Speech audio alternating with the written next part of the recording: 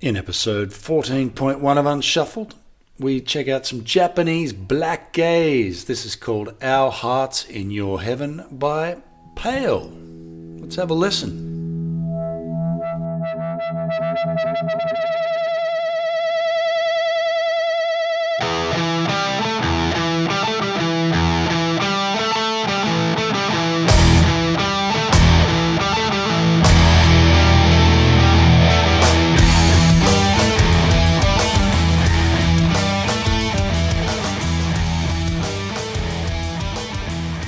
Welcome, listeners. Welcome to Unshuffled. To all our regulars, welcome, especially to any new listeners out there.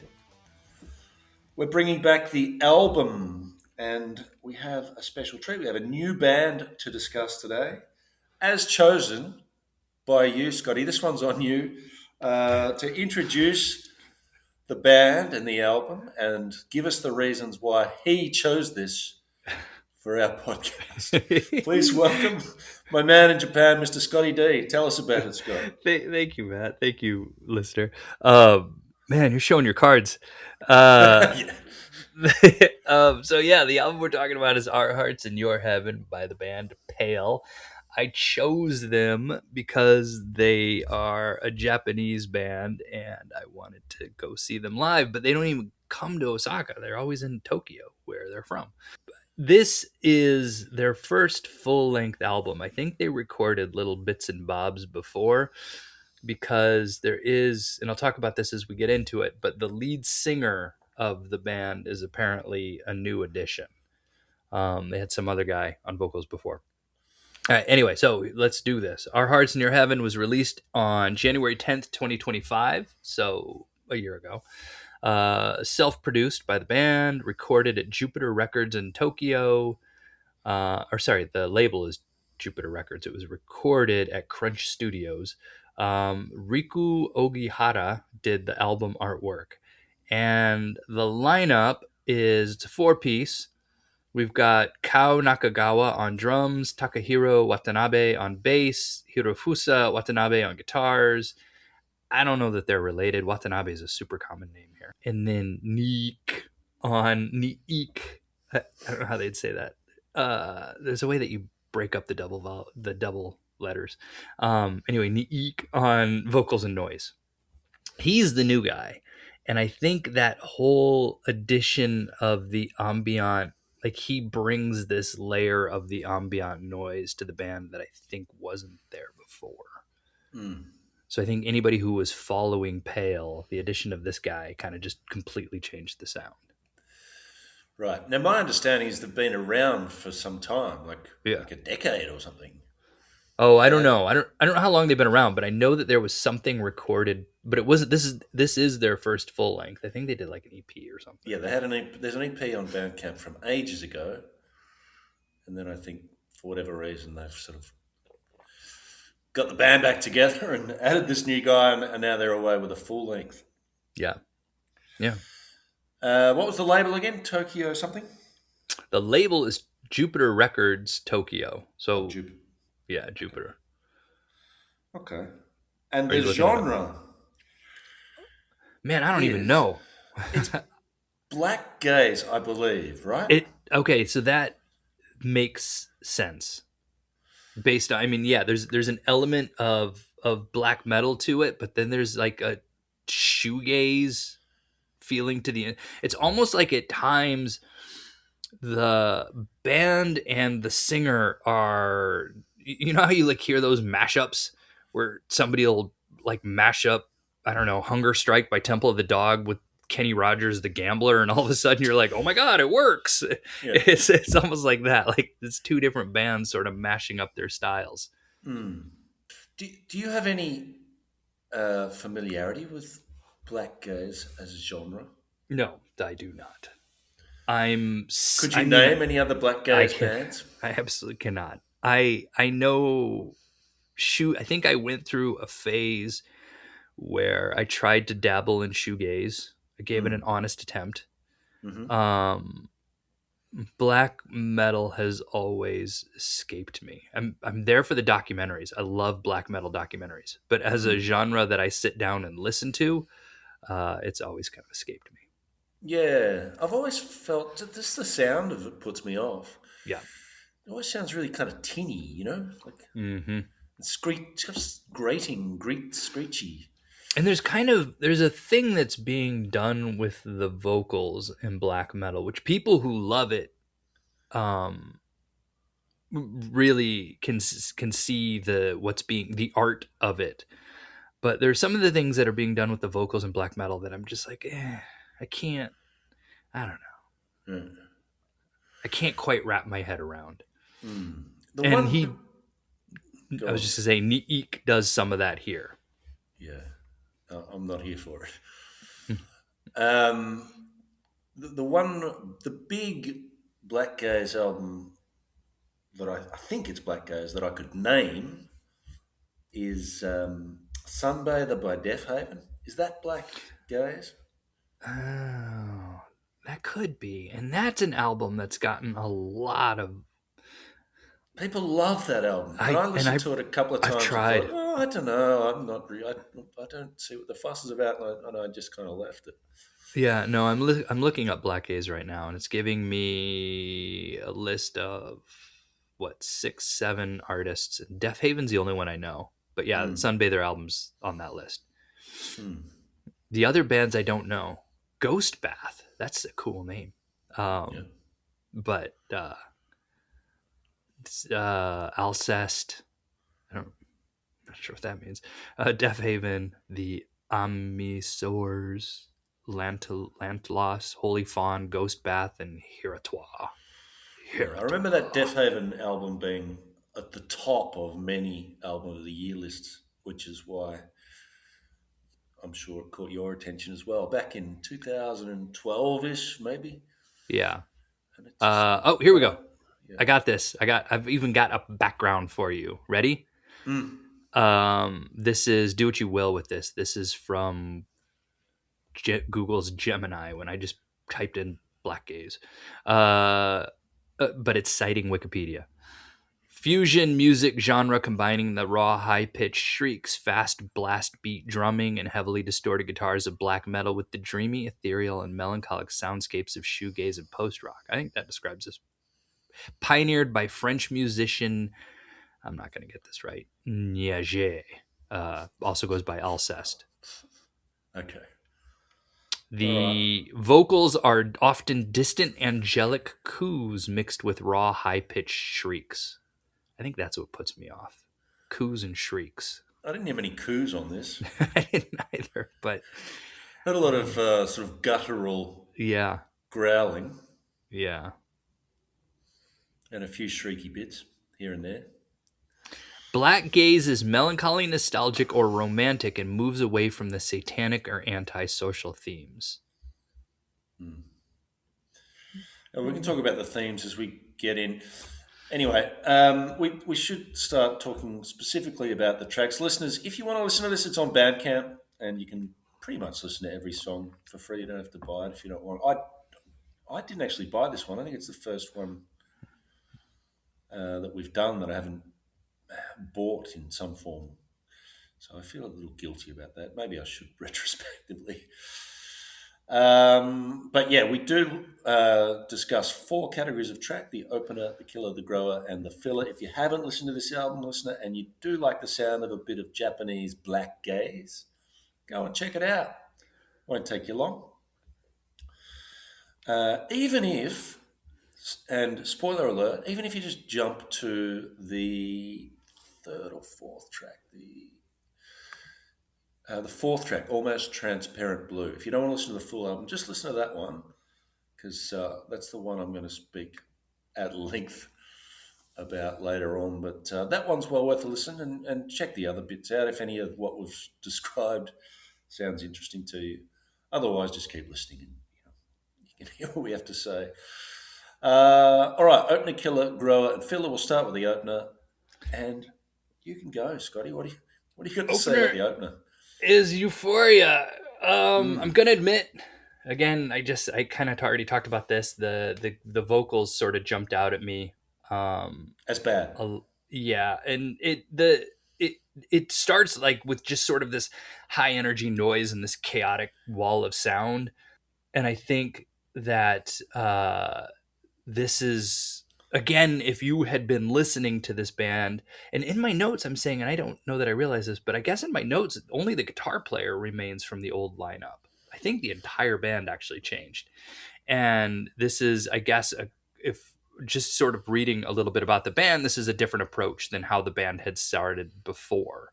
It's just sort of this really kind of abrasive sound that is more experimental than what they did before.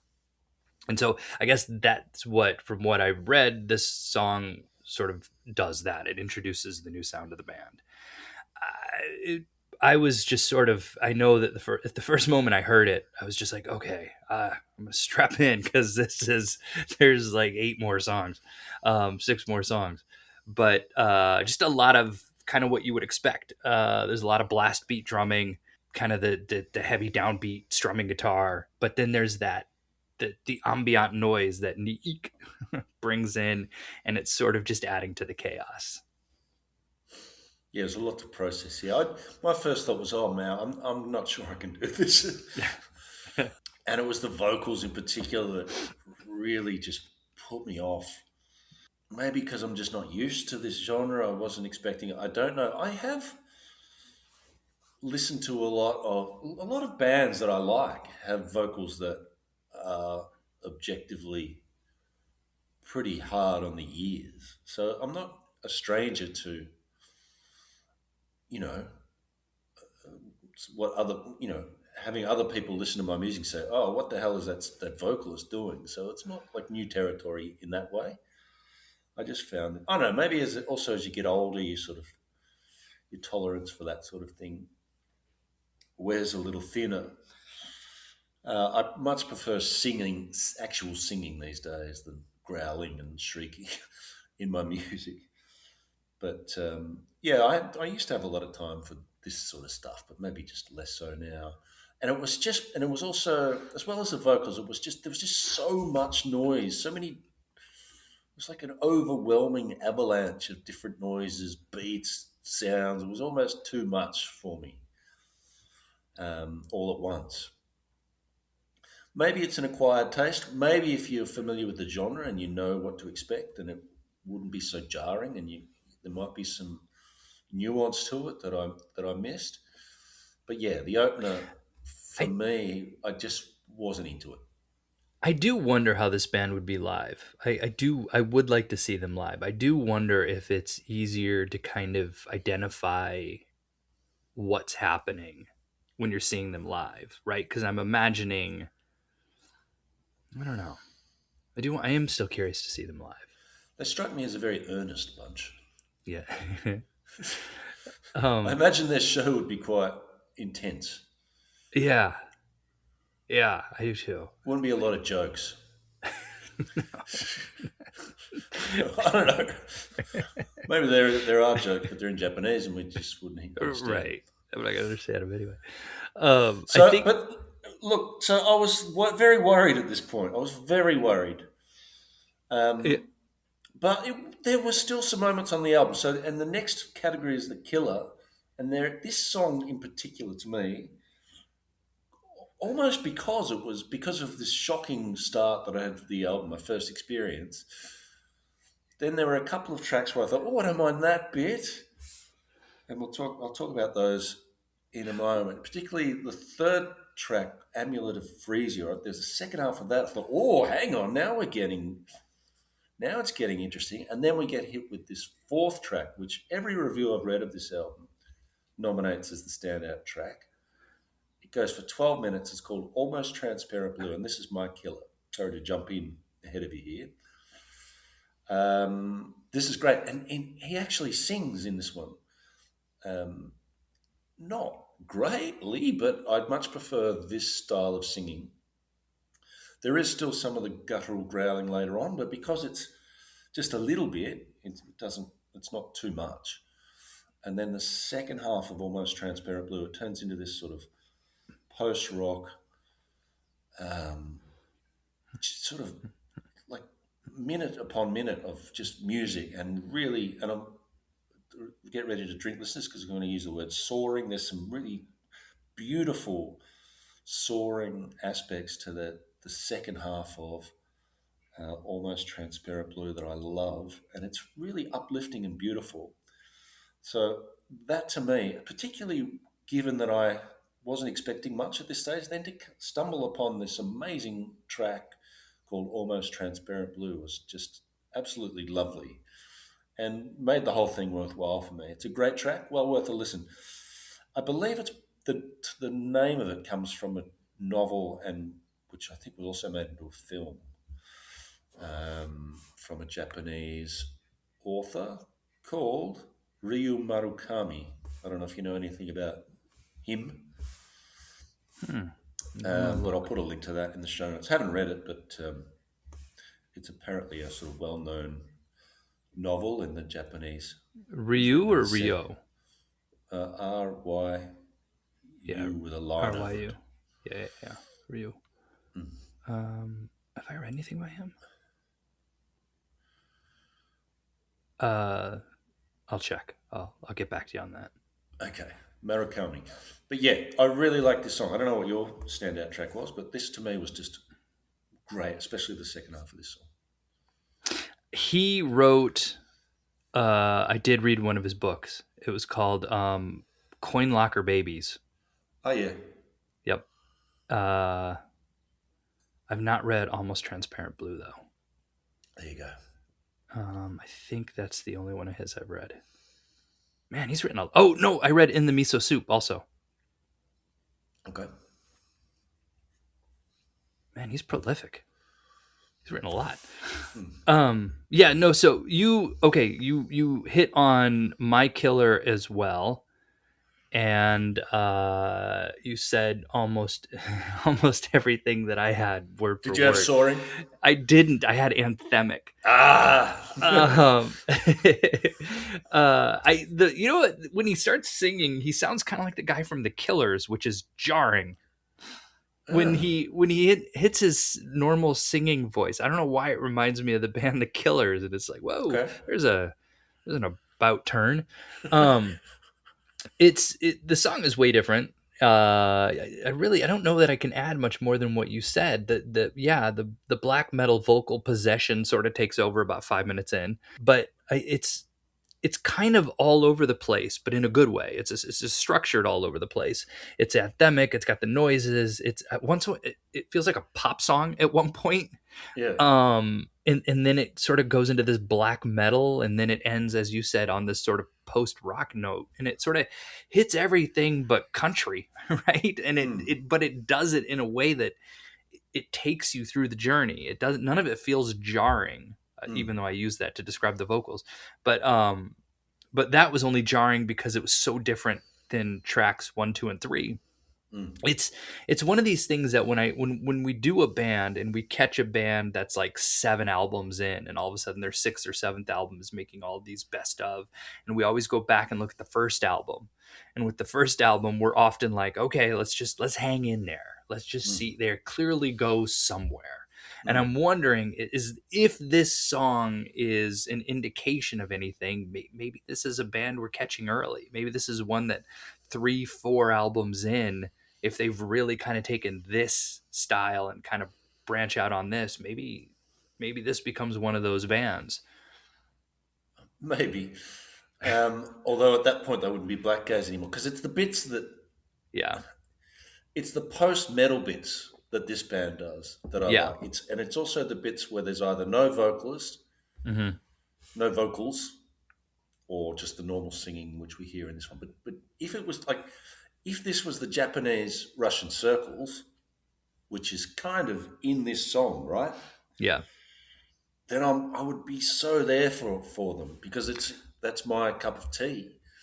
But they're Well, they could not. But it's so this is other people's cup of tea, and I respect. And everyone's welcome to their own cups of tea. 100%, but I don't think they owe blackgaze any money. Like, I don't think they have to stay there. I think they can. I think they can branch out if they so desire. Yeah, And I but I obviously see. this is what they like, right? This Yeah. is their thing. Yeah. But I don't know. I don't know what they were before. We didn't listen. Haven't heard the EP, so I don't know how vastly different this new lineup is from the old lineup. Anyway, I could listen to a whole album of almost transparent blues, Yes.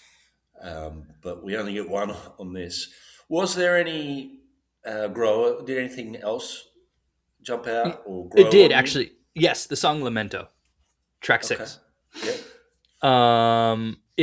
I think what was really, and this is when I was talking about sort of the band's kind of playing two different songs at the same time, and it sort of works. It's Lamento. That song is really interesting to me. The tone throughout is not heavily distorted, if at all. There are parts of the songs again that sound poppy, like they could be like the music itself could be a pop song. But then you have the drummers and the vocals that keep it in this. So you've almost got the bass and the guitar playing one style, and then the vocals and the drums playing another. And it, I don't. It was an interesting mix up, I think. And I was struck by the way that it's so heavy, and yet the guitar's not. It just would have been so easy for the guitarist to just crank up the distortion and just lay into it, and didn't, and just kept it this quiet, clean tone against this just heavy backing. I don't know. It was so anyway. That was my grower. Okay. Nice. Mine was the third one I mentioned before, Amulet of Frisia, because once we get to about the 2 minute 50 mark of that, about the halfway point, Mm-hmm. and then my ears pricked up once the sort of nasty vocals and screechiness subsided, and we went into a sort of tooly, sort of just really sweet um, second half of that, and then that set it up for track 4 for me. So Well, in yeah, the Amulet. amulet of Yeah, go. oh, I say the amulet of Frisia, the part you're talking about, there again, he dials down the distortion, Yeah. brings in the clean guitar Mm. that then builds back up, Mm. and it's sort of that similar. I don't know where it's interesting how it's being done, I guess. Yeah, they're definitely arty. Hmm. Definitely arty. Filler, anything to say about filler? Like that I last track, what's that? I have filler slash interlude, and Mm. yeah, the last track I think is just Neek showing off his what he brings to the table. It's His kind of noise just sort making. yeah, it's just sort of this ambient noise making ending. I mean, I'm curious, have you ever seen like I saw Tomahawk live Yeah, I in saw Tomahawk Switzerland. live. And you remember how like Mike Patton has that weird little box on a stand, and he's just kind of twiddling with knobs and buttons and stuff and like that, and he's kind of sort of he's playing with he's adding a layer of sound to what he's doing. So sometimes he's behind the mic and sometimes he's back behind the little box. I don't remember the twiddly box. I remember the gas mask Yeah, microphone. yeah. That's cool too. That's during what God Hates a Coward. Yeah, which is a great Yeah, song. yeah. Link in the show notes. Um, there's a live version of God Hates a Coward on YouTube that we should link. That's Okay. so good. All right. Anyway, so anyway, that's what I imagine this guy's doing. I imagine he's got a little twiddly box that there's probably a name for it, that he's just back there sort of, manhandling, Twiddling away. twiddling away at. All right. So that's your filler, or your Or my interlude is what I'd call it. yeah. Okay. Although Yeah. it's the end, so it's not really an interlude either. Okay. It doesn't mean, meet the definition, but it's not filler, but I just didn't. Mm-mm. If this is the songs you don't like, then it's the opener. we never officially called it that, did we? Songs you don't like. So anyway, they're the 4 categories done and dusted. Standout moment for me was clearly the second half of Almost Transparent Blue. There's a song called Coral, Yeah. and here's where it's track 2. Yeah. And Second again, half of that. it's the second half of that, and here's where I have soaring, by the way, so take a drink. There's some cool bass runs that are happening during the second half, and that soaring guitar riff, which is kind of awesome. But again, It's the last half of Coral. Yeah, I do like the bass in that, and quite often throughout the album, there's a lot of good bass in this. Is it? Yeah, Do you think he's tooly? the bass. Yeah. I couldn't hear him very well. That's Oh, my one complaint. I actually I couldn't hear the bass very well. oh I I really think had to listen for it. okay. Not that they Jason Newsteaded him, but I think that I needed a little bit more volume on the bass. Hmm. I don't know.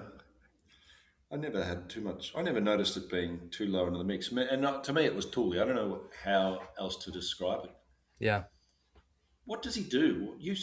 What is it about the Tool bass? You're a bass player and you love Tool. What is it about the Tool bass player's sound that makes it so His I unique? don't know. I don't there you can go online and see his setup and his rig. I just saw an interview with what was the name of the old Tool bass player? Paul.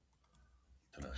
Anyway, the first there was just an interview with the first Tool bass player where he claims that he had established the sound, and when it's Paul something. Anyway, and when Jesus, what's the new Tool bass player? Is it Why am I drawing a is blank on this? is that Chancellor? No. Just thank you. Yes, Justin Chancellor. Good God. Okay. He got a The mention in our last podcast. yeah, sorry, You were right um near him.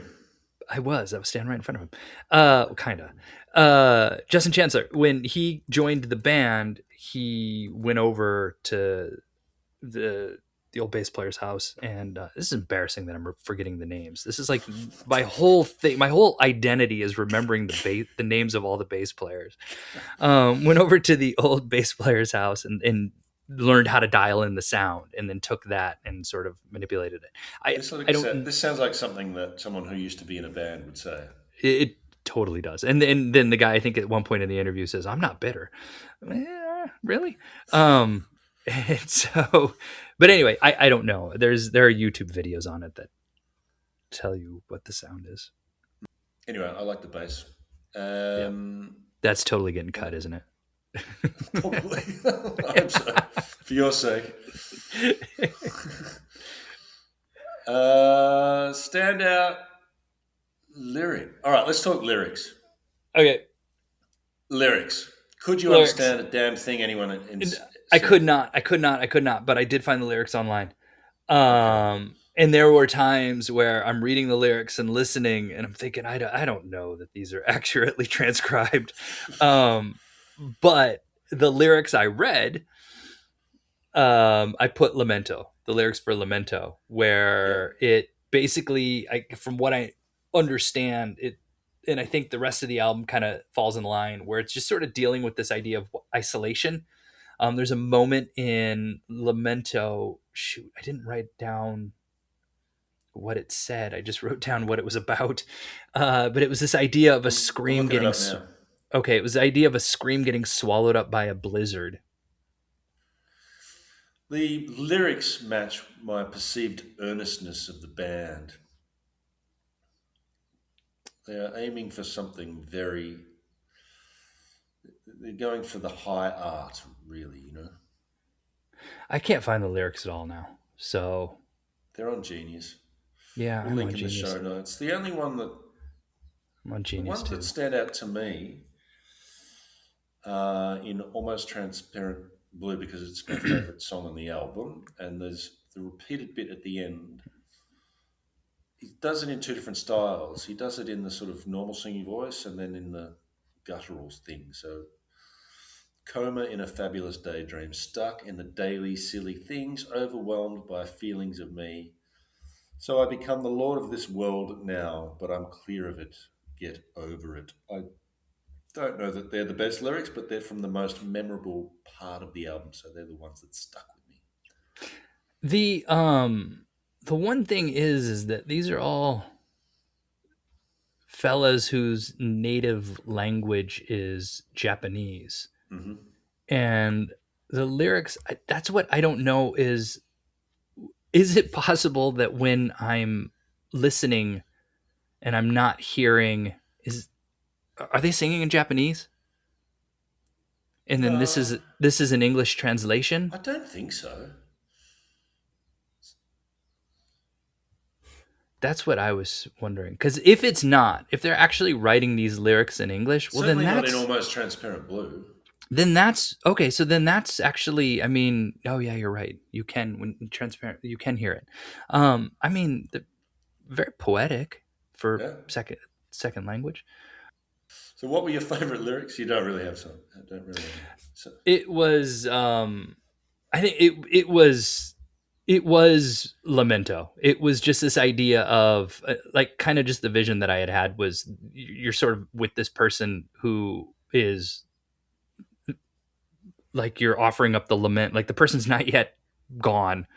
right. And there was that like where they keep saying over and over, "We'll keep singing your song. We'll keep singing your song." It wasn't anything in the lyrics in particular. It was just sort of the image that it was conveying. Okay. Consider that logged.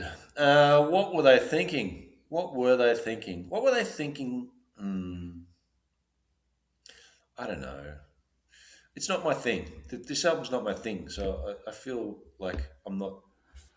I should be criticizing something that I know so little about, and it's just not my bag.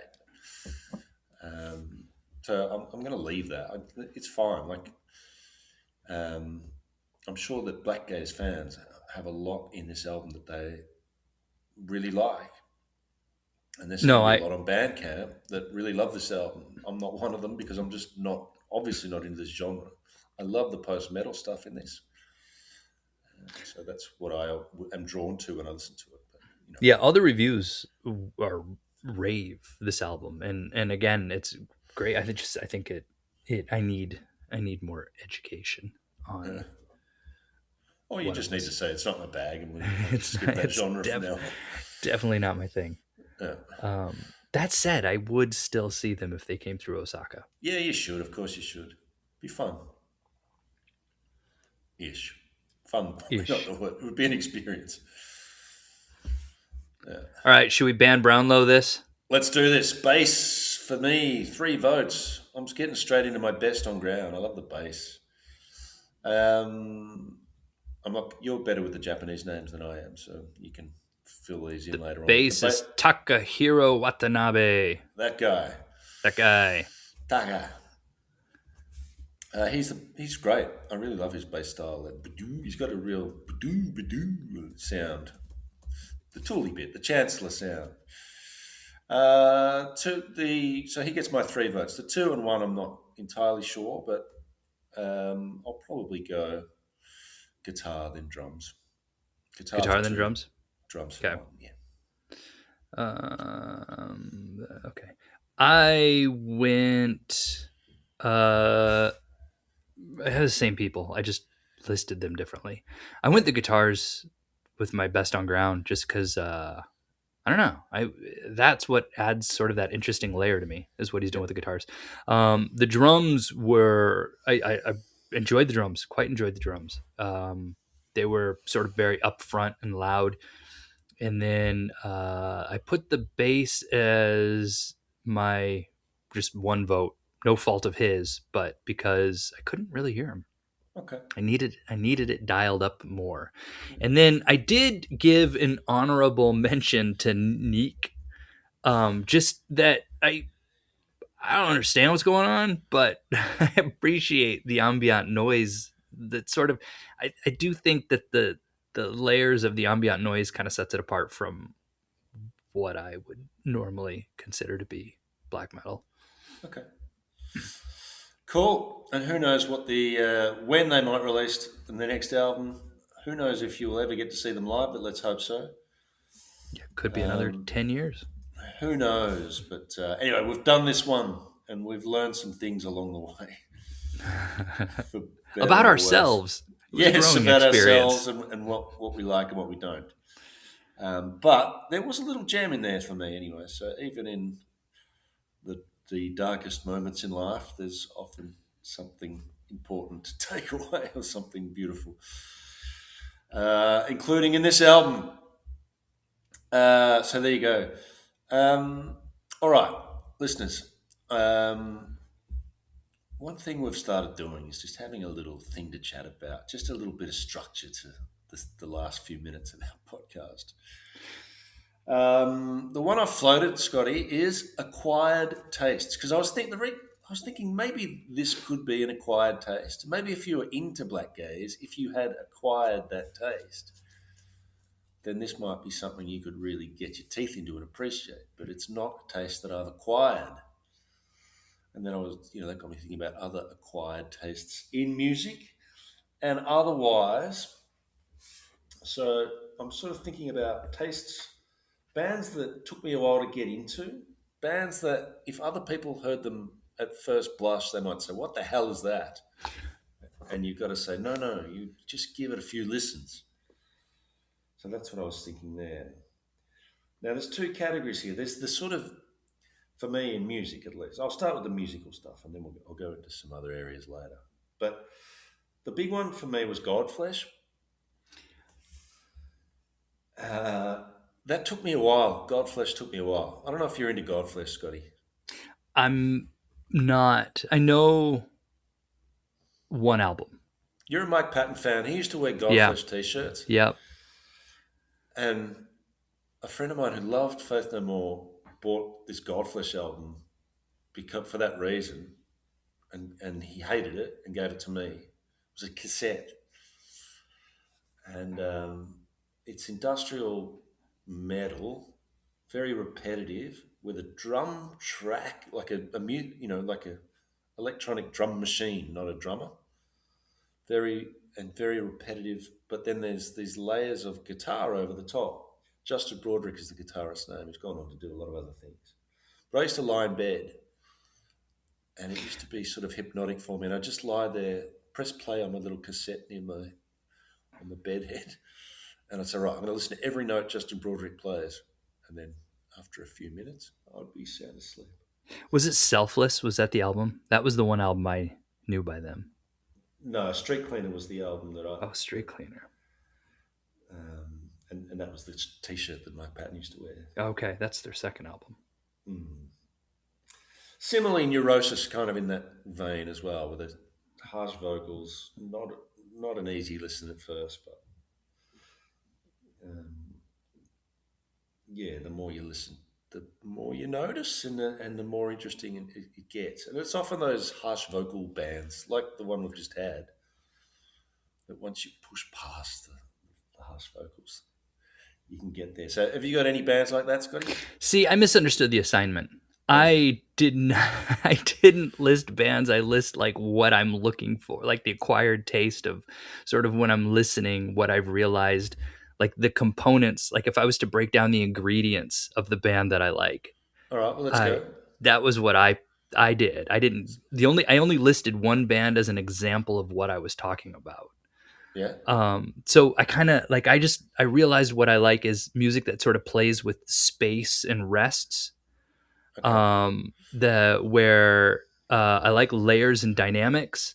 But then the thing that I kind of have realized that as much as I'm about bass, vocals and lyrics end up being hugely important to me. And this is where I name a band that's sort of an example.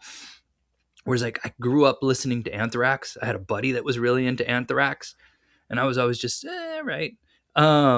But it was when they got John Bush that all of a sudden my Anthrax game completely changed, right? And so there's that. I'm supposed to like Joey Belladonna because that's like classic Anthrax, but I can't get past the vocals and the lyrics of Joey Belladonna. And then all of a sudden you get John Bush into the mix, and I love that 3 to 4 album Yeah. run of John Bush era Anthrax, and then they go back to Joey Belladonna. Yeah, the fans never really warmed to Bush. I really like those albums too, but I like Belladonna too. So I'm happy Yeah. either way. And the band, and since Belladonna's come back in, man, those albums have been amazing. But yeah, See, I'm back you, out. oh okay, That's where I'm just like, right. I mean, I'm not against Anthrax. I'm just, I was really excited for the job. Like, so for instance, they're coming to Osaka. Yeah. And I was like, oh, I should go see Anthrax, but I didn't jump on it. I would have jumped on it if it was John Bush. Okay. And by the time I got there, the tickets were sold out, and I was like, oh, well, shoot, that would have been fun. I've But never seen them. I'd love to see Anthrax live. yeah, Because then, like the other thing for me is then bands that you write off when you're at a certain age because you think, oh, I'm too cool for that band or whatever. They're too popular yeah, or they're too derivative. And then later on, you just come around and think, hang on, what was I doing, man? right, This band's just good. Why yeah, was I hating on that band? And it's often big popular bands like Green Day for me. How could I like Green Day when I was in my 20s? Like everyone mm, liked Green Day, but now I listen to them, I think, man, Green Day wrote such good songs. And you know, REM. I don't know. They're not even a heavy band, but I love listening to REM now. But I would have just because and that's the other thing, non-heavy bands, I guess that I've warmed to in my later years. You know that I just wrote off because I was a metalhead, and you know, why would I listen to a band like REM? But you weren't now, supposed, yeah, and then there's bands that are were considered too derivative, like the Sword, yeah, which I've just acquired that taste eventually. And there's also bands that would be considered acquired taste that I just never acquired, like Converge. yeah. I tried again with Converge. Do you know what it is? I think there's like a I'm not I'm still not huge into punk. Right. And there's like that kind of that punk, I don't even know how you describe it, but there was sort of the punk sound that kind of started to emerge in the 80s and 90s, and there's just a style, and Converge seemed to they kind of always that's they're never far away from that. And I think that's my thing with Converge. To me, it's just the vocals, man. I'm like, Yeah. ugh, stop screaming at me, man. And there's other similar bands, more recent bands. I don't even know what category they're in, but like there's a band called Veil of Maya. There's a, I went to a gig and people were like, I felt old at this gig. They have this thing at gigs now where people just sort of kick and punch the space around them. Have you seen this? No. They don't do that in Japan. They wouldn't do it in Japan. It might be a Portuguese thing. No, they don't do it in Portugal either. But they did it at Oh. this gig. There's people standing around. Just if you had happened to just absent-mindedly wander into a half-meter radius, you would have got a kick in the nose. But It's like everybody's just shadow boxing. yeah, it was really weird. I don't know. Anyway, and I listened to that band who were very popular. And I never acquired that taste either. There's a whole genre of bands like that. Veil of Mine. Anyway, and then I had some non-musical acquired taste, which to me was sort of things you grew up with. That if you didn't grow up with them, you just wouldn't like them. And as an Australian, I nominated Vegemite, Hmm. which is a black salty spread we have on Mm-hmm. our toast. Mm-hmm. Mm-hmm. Although the counter argument to that is my wife, who's Italian, who now loves Vegemite, so she has acquired the taste. And cricket. Mm. Yeah. See, cricket's amazing, but I just can't imagine anyone who didn't grow up with cricket ever going, oh, you know what, I'm going to get into cricket now. Yeah, it's a hard one. And for you, I it's tr- probably baseball, because I find baseball pretty uh, hard to get into. Yeah, um I do really like baseball. You love And baseball. yeah, and I've tried to I yeah, whenever there's a game on, I'm kind of just locked in. And Mm. like my son and I just sat down and watched the uh Pittsburgh Pirates and the Tampa Bay Rays the other day. I have no vested interest in either team, but I we just sat down and there it Has the was. season started again? Yeah. Yeah, in Oh, fact it the was just the World Cubs. Series. What? The World Series was in November. What are you talking about? It started Uh yesterday. The Cubs are doing great, which is scary because whenever they do well in April, they're April terrible. champions. Yeah, at the end of the year. Yeah, I guess you're right. Baseball is, but I don't know that it's acquired. Everybody around me loves baseball. Yeah, because they've all acquired Is that the definition? it. It's something that you I like think- upon repeated exposure.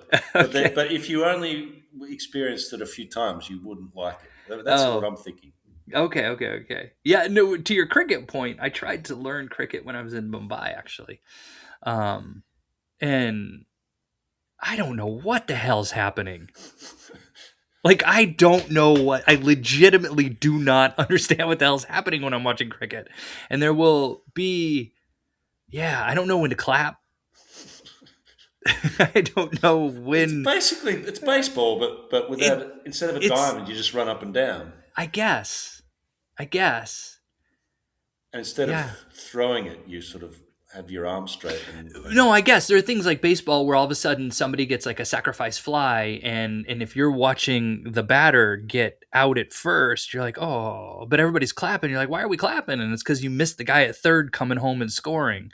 And I Right. think there's things like that with cricket where I don't know who I'm watching. Like I watched the guy do the thing, and it's like I thought that was bad, but then everybody's clapping because the other guy over here did the thing that was good, and I'm like, oh, I wasn't even watching that guy. Didn't know I was Well, supposed to watch that guy.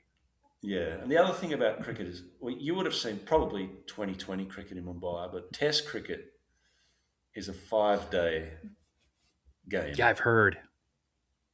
They, Like in the middle of the match, everybody just stops and has lunch together. yeah, Yeah. they've tea. They stop. They bring tea out Yeah. in the morning, and then they Everybody will just go and spreads out a blanket. basically the drinks cart comes out, and then yeah, they have lunch. Yeah, they have. There's 3 sessions in a day. Um, but yeah, you can play for 5 days, and then at the end, oh, it's a draw. No one won. And you'll never Let's get come that back. time back. And sometimes they are the most gripping games of all. Yeah.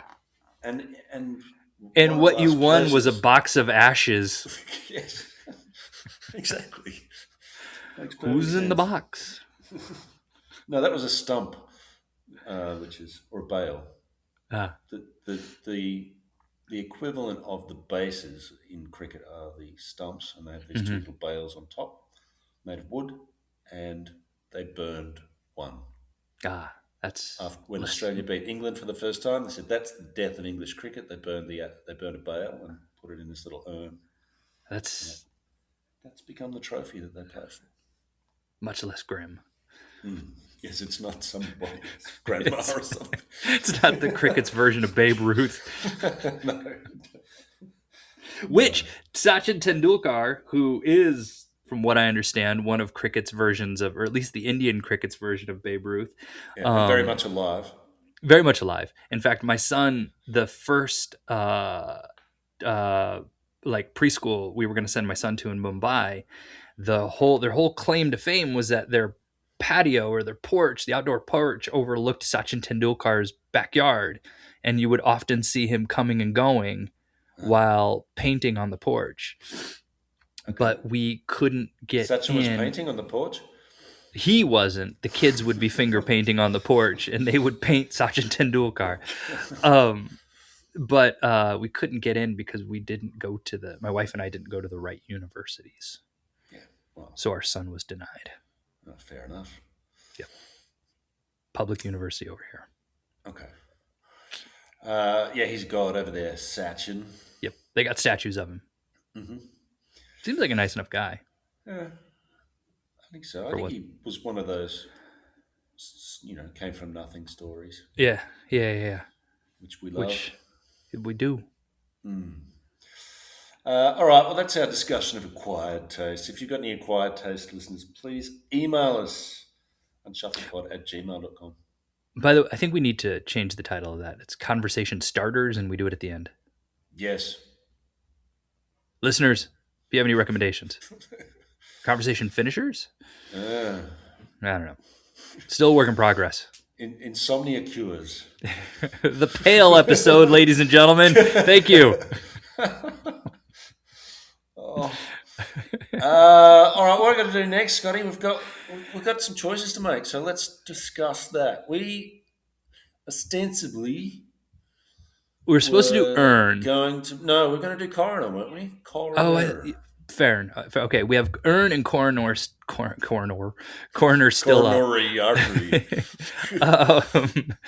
um, but in the time since we've done Slow-Mosa, with the time between Slow-Mosa and Pale, All Them Witches, The Pretty Reckless, and Abrams have all released new albums.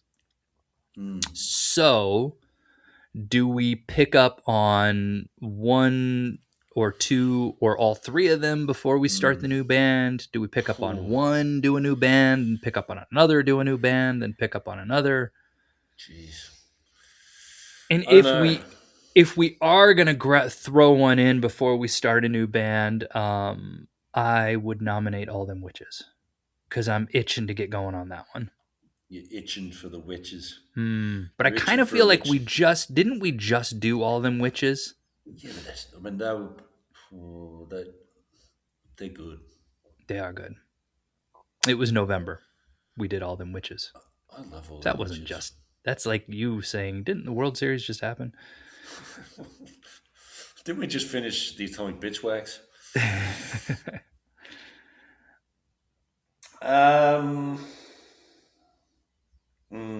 See, I don't want to leave Metal Man Matt hanging too long. And I'm sure he wants us to get into Coroner, right? They're his thing. That is his thing. He'd love to hear us get into Coroner. He would. He'll have notes. He'll have all sorts of things to say. He'll be yelling at us. That's not right. But I really want to hear that All Them Witches album. Pretty Reckless. Okay. They're playing at a festival in Lisbon. I'm half tempted to go. Oh, yeah. You should. Sepultura, Cypress Hill are on the same day. Oh, you should definitely go. It's Sepultura. I think they're done, aren't they? That's it. They're calling it a. I mean, everybody does that. Everybody does that. I don't even know who's in Sepultura anymore. It's still Kisser, Andreas Kisser. But he tried to get I texted you this. He tried to get the Cavalera boys to join, and they were like, nah, we're good. No. Bit of a shame. Who's the other one? Abrams. I like them too. Yeah, I do too. I'd be happy to hear them. But that's not as it. Why don't we do All Them Witches? Is it out now? So it's released? Mm-hmm. Just came out on Friday. All right. I really want to hear it. Yeah. Let's just do what we want. Let's do it. That's what I want. Nobody's the boss of us. Exactly. All right, so we'll do All Them. All right, All Them Witches and then Coroner. Well, All Them Witches and then we'll talk about it. All right, man. Cat's meow. All right, you're not kidding. Do what I want. No. Yeah. All right. So, listeners, there's a brand spanking new All Them Witches album for you to go and listen to, and yeah, I hope it's great.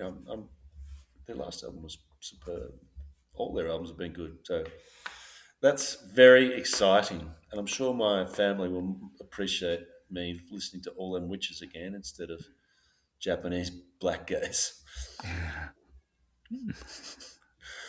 So that's exciting for them as well. It's a win-win for everybody. Yeah. Editor's note, that All Them Witches album hasn't actually been released yet, so we're going to do the Abrams album instead. Anyway, as you were. Contact us, unshuffledpod@gmail.com. You can email us with any acquired tastes, suggestions, random thoughts. We'd love to hear from you. Our website is unshuffledpod.com with show notes, including a link to God Hates a Coward Live. We're on B Sky, Unshuffled Pod on Blue Sky. So, I don't know, find us there. I post every now and then. It's like Twitter, but less Elon. It is, but is Blue Sky still around? Yeah. I haven't been on it in a while. Well, Still going? around. All right, good. I'm Good thinking for of you. starting an Instagram account. Oh, we should. All right. Leave that to me. And then we could do. Well, you could. Okay, hold up. Never mind.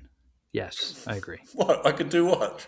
No, I was saying how you were talking. Somebody was talking about how at one point that putting this up on YouTube, Yeah. but instead of like full episodes, it could be just like little minute clips. Yes. The Highlights, greatest, if you will. the greatest hits of our episodes. Yes. I don't know what that means. That funny thing that we said that time. I don't know. Our discussion of cricket. I have no business being on social media. Neither do I. At least you got hair. We need like a 20-year-old intern to Yes. figure this out. Yeah. Who's very funny and talented. Yeah. Have them do all the heavy lifting. All right. We'll leave that with me. Small Stone at Seven Planets. Thank you. That track is really cool. You're about to hear it. You heard it at the start. It's called Vanguard off their album Explorer. So thank you, Small Stone, for letting us use that. And thank you, Seven Planets, for being a great band that we enjoy. And last but not least, thank you, listeners. I thought this was going to be about 15 minutes, this episode, but you've managed to stick with us for damn near an hour. So we do appreciate your time, your downloads, and join us again soon. Thank you, listeners. Thank you, Matt. Thank you, listeners.